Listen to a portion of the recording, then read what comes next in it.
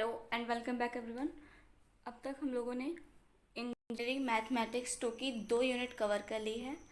जिसमें हमारी first unit थी ordinary differential equation of higher order and second unit थी हमारी मल्टी वेरिएबल कैलकुलस थी। आज हम मॉड्यूल 3 स्टार्ट करने जा रहे हैं जिसका नाम है सीक्वेंस एंड सीरीज। इसमें आपको सीक्वेंस के सारे फार्मूलेज एंड सीक्वेंस एंड सीरीज के सारे फार्मूलेज, इंपॉर्टेंट फार्मूलेज, सारे टेस्ट, ये सब चीज़ें मिलेंगी। एंड इसका सेकंड पार्ट होगा series and half range series. इन सब के बारे में डिटेल में आपको बताया जाएगा। ओके, नाउ हम आज का वीडियो स्टार्ट करते हैं। सबसे पहले हमें पढ़ना है what is sequence. Then a sequence is a function whose domain is the set N of all natural numbers. Okay, तो हमारा सीक्वेंस एक फंक्शन होता है जिसका डोमेन नेचुरल नंबर होता है। ओके, और टर्म्स ऑफ ए सीक्वेंस ये इनफाइनाइट होते हैं हमेशा। जो सीक्वेंस होगा उसके टर्म्स हमेशा इनफाइनाइट होंगे। ओके, एंड रेंज जो होती है हमारी वो फाइनाइट भी हो सकती है और इनफाइनाइट भी हो सकती है। ओके, तो आपको याद रखना है जो सीक्वेंस होता है वो हमारा फंक्शन होता है जिसकी domain set of all natural numbers होती है और इसके टर्म्स हमेशा इनफाइनाइट होते हैं एंड इसकी रेंज हो सकती है वो फाइनाइट भी हो सकती है और इनफाइनाइट भी हो सकती है। ओके, मतलब कि रेंज जो हमारी वो एक फाइनाइट सेट भी हो सकती है और इनफाइनाइट सेट भी हो सकती है। ओके, नाउ हम बात करते हैं रियल सीक्वेंस की। Then a real sequence is a function whose domain is the set N of all natural number and range is a subset of set R. मतलब जिसका डोमेन नेचुरल नंबर का सेट हो और तो रियल नंबर का। Okay, now जैसे कि द सीक्वेंस हम कैसे डिनोट कर सकते हैं, ये इस तरीके से हम इसको डिनोट कर सकते हैं कर्ली ब्रैसेस में एक्स एन लिख कर। ओके, और जैसे कि आप देख सकते हैं रेंज आपकी एफ एन की वैल्यू रखने पर जो एफ ऑफ एक्स की वैल्यू आएगी वही आपका रेंज होता है। ओके, जैसे कि एग्जांपल आप देख सकते हैं हमारी एक्स एन इक्वल टू दिया है -1 की पावर एन।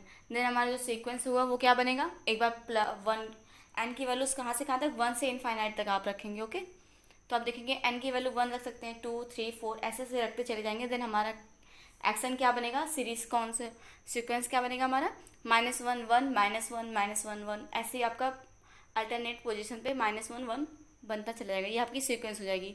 लेकिन अब आप इसकी रेंज देखेंगे तो आपकी 2 ही वैल्यू आ रही है जो कि है -1 और 1। तो हमारा ये क्या हो गया, रेंज क्या हो गया, एक फाइनाइट सेट हो गया। ओके, तो हमारी रेंज जैसे हमने बताया था कि रेंज आपकी फाइनाइट सेट भी हो सकता है और इनफाइनाइट सेट भी हो सकता है। ओके, तो हमारा यहाँ पे डोमेन में कौन कौन सी चीज़ें हैं, set of all natural number. इसमें सारे नेचुरल नंबर का डोमेन होता है। डोमेन में सारे नेचुरल नंबर आते हैं और रेंज जो हमारी है वो फाइनाइट भी हो सकती है और इनफाइनाइट सेट भी हो सकता है। ओके, नाउ हम बात करते हैं कांस्टेंट सीक्वेंस की। Then a sequence defined by x n equal to c. मतलब आप एक्स की कोई भी एन डोमेन में से आप कोई भी वैल्यू रखेंगे तो आपको हमेशा एक कांस्टेंट वैल्यू सी ही मिलेगी।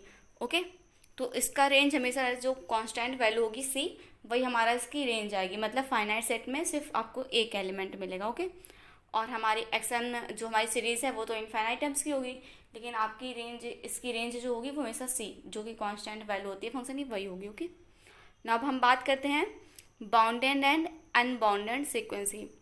तो हमारा बाउंडेड अबव सीक्वेंस पहले आपको ये जानना होगा। फिर बाउंडेड मतलब जो बाउंडेड अबव भी हो और बाउंडेड बिलो भी हो। ओके, दोनों की उसकी अबव भी बाउंडेड हो और बिलो भी बाउंडेड हो। तो हम बात करते हैं बाउंडेड अबव सीक्वेंस किसे कहते हैं। तो एक sequence is set to be bounded above if a real number k such that a n is less than और equal to k. Okay, for all natural number. आप कोई भी नेचुरल नंबर रखिए जो हमारी ए एन की वैल्यू आ रही है वो हमारा कोई ना कोई एक वैल्यू से छोटा हो या उसके बराबर हो सकता है।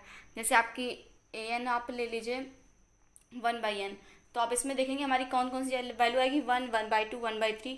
तो हमेशा ये बाउंडेड अबव होगा क्योंकि इसकी वैल्यू 1 से ज़्यादा नहीं हो सकती। ओके, तो हमारा जो आप देखेंगे ए एन की वैल्यू ऑलवेज लेस देन और इक्वल टू 1 होगी। ओके, तो हमारा ये बाउंडेड अबव सीक्वेंस होगा। ऐसे ही बाउंडेड बिलो क्या होगा, जो नीचे से बाउंडेड हो, मतलब कि आप उसकी वैल्यू कोई एक पर्टिकुलर वैल्यू कोई फिक्स वैल्यू होगी उससे नीचे नहीं जाएगी। और बाउंडेड अबव का मतलब एक ऊपर की, मतलब कि एक हाईएस्ट वैल्यू होगी उससे ऊपर नहीं जाएगी। एंड बाउंडेड बिलो मतलब एक नीचे से फंक्शन बाउंड होगा उस वैल्यू से और नीचे आपकी वैल्यू नहीं जा सकती। ओके, तो इसमें क्या होगा कि ए एन की वैल्यू ग्रेटर देन और इक्वल टू के।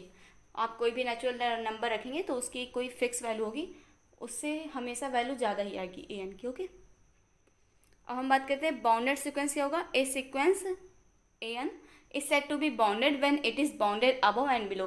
तो जो सीक्वेंस हमारा बाउंडेड अबव भी होगा एंड बाउंडेड बिलो भी होगा उसको हम क्या बोलेंगे, बाउंडेड सीक्वेंस। ओके, जैसे कि a sequence is bounded if two real numbers k and k such that, मान लीजिए कि के एंड के एक हमारा हो गया वो जहाँ से लोअर बाउंडेड बिलो है वो स्मॉल के है एंड जहाँ से बाउंडेड अबव है वो के है। तो हमारी जो ए एन की वैल्यू होगी वो कोई फिक्स वैल्यू के उन दोनों वैल्यू के बीच में होगी। ओके, तो हमारा ए एन की वैल्यू स्मॉल के से और कैपिटल के बीच में होनी चाहिए। ओके, चाहे जो आप डोमेन से कोई भी वैल्यू रखें उसकी वैल्यू हमेशा स्मॉल के से कैपिटल के बीच में होनी चाहिए। ओके, अब हम बात करते हैं अनबाउंडेड सीक्वेंस की। तो if there exists no real number m such that mod of an is less than or equal to m for all natural numbers, okay, then the sequence is said to be unbounded। मतलब कि अगर कोई ऐसा real number m नहीं है जिसके लिए हमारे जो सीक्वेंस का मॉड है, मतलब an जो m टर्म्स है उसका मॉड लेने पर अगर कोई भी नेचुरल नंबर ऐसा एग्जिस्ट नहीं है जिसके लिए उसकी वैल्यू m या उससे छोटी है, तो हमारा वो कैसे सीक्वेंस होगा, वो अनबाउंडेड सीक्वेंस होगा। ओके, जैसे कि हमारा देखिए कि आपको वैल्यू दी है ए एन इक्वल टू 1/n, मतलब इसका nth टर्म 1/n है, तो हमारा ए एन की वैल्यू क्या होगी 1, 1/2, 1/3 ऐसे डॉट डॉट डॉट। ओके, तो हमारा आप देखेंगे कि इसकी वैल्यू हमेशा 0 और 1 के बीच में ही होगी, मतलब कि हमारा ये फंक्शन बाउंडेड है, मतलब बाउंड है किसी चीज़ के बीच में। आपकी इनकी वैल्यू हमेशा 0 और 1 के हमेशा बीच में बाउंडेड ही है। ओके, हम जैसे कि बात करते हैं ये ए एन इक्वल टू 2n-1। अब आप देखेंगे आपकी ए एन की वैल्यू क्या आ रही है 1, 2, 2 स्क्वायर फिर 2 क्यूब, ऐसे आपकी वैल्यू बढ़ती चली जाएगी। मतलब इसको कोई आप बाउंड नहीं कर सकते कि अपर लिमिट आप ऐसे कहते 2^100, तो हम कह देंगे 2^101। ओके, तो आप इसको मतलब बाउंड नहीं कर सकते। कैसा फंक्शन होगा ये, अनबाउंडेड होगा। ओके, कैसा सीक्वेंस होगा, वो अनबाउंडेड सीक्वेंस होगा। ओके, नाउ हम बात करते हैं convergent, divergent and oscillating sequence की। तो कन्वर्जेंट सीक्वेंस क्या होता है, limit n tends to infinite a n is finite then a n is convergent। Okay, अगर आप nth टर्म की लिमिट निकालते हैं, n को टेंड करते हो इनफाइनाइट की ओर, अगर n हमारा इनफाइनाइट की ओर टेंड कर रहा है, आप उसकी लिमिट निकालते हैं, तो अगर वो हमारा कोई फाइनाइट वैल्यू मिलती है तो हमारा जो सीक्वेंस होगा वो कैसा होगा, कन्वर्जेंट होगा। ओके, और अगर प्लस इनफाइनाइट मिलती है और माइनस इनफाइनाइट मिलती है तो हमारा कैसा सीक्वेंस होगा, वो डाइवर्जेंट सीक्वेंस होगा। ओके, जैसे कि मान लीजिए आपके पास ए एन की वैल्यू दी है 1/2n, अब आप इसकी लिमिट निकालेंगे तो हमारा क्या हो जाएगा, limit n tend to infinite 1/2n। अब आप इसकी वैल्यू निकालेंगे तो 0, मतलब कि कोई फाइनाइट वैल्यू आ रही है, तो हमारा ए एन कैसा होगा, ये कन्वर्जेंट होगा। Okay, and not divergent sequence क्या होता है, अगर आप वैल्यू निकालते हैं ए एन की वैल्यू निकालते हैं प्लस इनफाइनाइट या माइनस इनफाइनाइट मिलता है, तो हमारा क्या होगा, वो डाइवर्जेंट सीक्वेंस। जैसे कि आपकी वैल्यू हुई है मान लीजिए आपका एन टर्म दिया है सीक्वेंस का a n equal to n square, तो अब यहाँ पे आप लिमिट निकालेंगे तो क्या निकलेगी, प्लस इनफाइनाइट, एन की वैल्यू इनफाइनाइट रखेंगे तो आपकी वैल्यू इनफाइनाइट मिल रही है, तो हमारा क्या होगा, ये डाइवर्जेंट सीक्वेंस होगा। अब हम बात करते हैं ऑसिलेटरी सीक्वेंस की। तो sequence a n neither converges to a finite number not diverges to infinite और minus infinite, it is called oscillatory sequence. मतलब ना उसकी वैल्यू कोई फाइनाइट नंबर आ रही है और ना वो डाइवर्जेस कर रहा है प्लस इनफाइनाइट या माइनस इनफाइनाइट को, तो हमारा वो क्या होगा, ऑसिलेटरी सीक्वेंस होगा। ओके, अब ये हमारा दो टाइप्स के होते हैं, एक होता है oscillate finitely and oscillate infinitely. A bounded sequence which doesn't convergence, मतलब कि कोई बाउंडेड सीक्वेंस हो, जैसे कि आप देखिए ये ए एन इक्वल टू -1n, ये तो आपका बाउंडेड है, जैसे कि आप जानते ही हैं इसकी वैल्यू हाईएस्ट क्या होगी, -1, वो लोएस्ट वैल्यू -1 होगी और ये 1, इसकी वैल्यू में से -1 और 1 के बीच में ही रहने वाली है। लेकिन आप देखेंगे अगर आप इसको 2n करेंगे तो आपकी वैल्यू हमेशा 1 मिलेगी। अगर वो हमारा ऑड नंबर आप लेते हैं, मतलब इवन नंबर लेते हैं 2 के मल्टीपल में, तो आपकी वैल्यू 1 आ रही है। लेकिन आप अगर ऑड ले लेते हैं तो आपकी -1 आ रही है, मतलब कि आपकी दो वैल्यूज़ आ रही हैं, कोई एक फिक्स वैल्यू नहीं है कि फाइनाइट वैल्यू आपकी 1 ही आ रही है।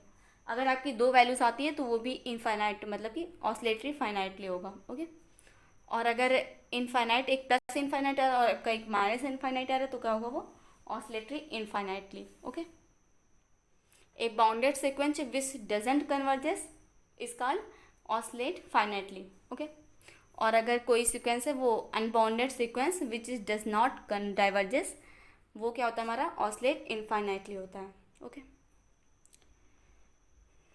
ये दो नोट्स दिए हैं। अगर limit n tending to infinite a n की वैल्यू एल है तो इसका मतलब क्या होता है, इसका मतलब ये होता है कि limit n tending to infinite a two n और आप इक्वल टू, अगर आप उसमें ए टू एन की वैल्यू लें और a two n plus one लें तो उसका मतलब भी उसकी वैल्यू एल ही आनी चाहिए। अगर इसका मतलब यही होता है, अगर आपको ये वैल्यू दी हुई है जैसे कि limit n tending to infinite a n equal to L है, तो इसका मतलब ये होता है कि ए की टू एन पे भी और टू एन प्लस वन पे भी दोनों पे वैल्यू एल ही आएगी, और ऐसे इनफाइनाइट के लिए भी आप कर सकते हैं। ओके,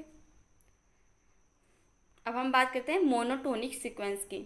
तो if a n plus one, मतलब कि हमारा जो एन प्लस वन टर्म है और ए एन टर्म है, तो अगर हमारा a n plus one term जो है वो ए एन से बड़ा है for all natural number, then क्या होगा, ये मोनोटोनिकली इंक्रीजिंग होगा। ओके, जैसे आपका टर्म जो है ए टू बड़ा है ए वन से, मतलब आप मान लीजिए कि ए फाइव बड़ा ए फोर से और ए फोर बड़ा ए थ्री से, ए थ्री बड़ा ए टू से, तो इस तरह जो डायरेक्टली बढ़ते जाते हैं वो हमारा क्या होता है, मोनोटोनिकली इंक्रीजिंग होता है।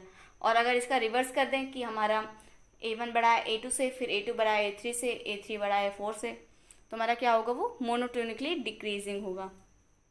अब क्या होता है, a sequence is said to be monotonic if it is either monotonically increasing और मोनोटोनिकली डिक्रीजिंग।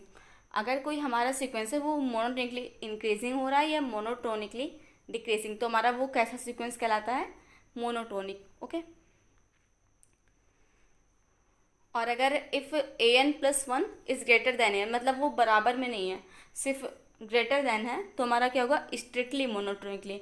आप देखते थे कि अगर इक्वल टू का साइन भी लगा होता है तो हमारा क्या होता है, वो मोनोटोनिकली इंक्रीजिंग। इसमें स्ट्रिक्टली वर्ड यूज़ हुआ है, मतलब कि इक्वल नहीं हो सकता, हमेशा इंक्रीजिंग ही होगा। ओके, और इसी तरह स्ट्रिक्टली मोनोटोनिकली डिक्रीजिंग क्या हो जाएगा, a n plus one is less than a n. Okay, अब स्ट्रिक्टली मोनोटोनिक कैसा होगा, जो हमारा या तो स्ट्रिक्टली मोनोटोनिकली इंक्रीजिंग हो या स्ट्रिक्टली मोनोटोनिकली डिक्रीजिंग हो, तो हम उसको क्या बोलेंगे, वो स्ट्रिक्टली मोनोटोनिक।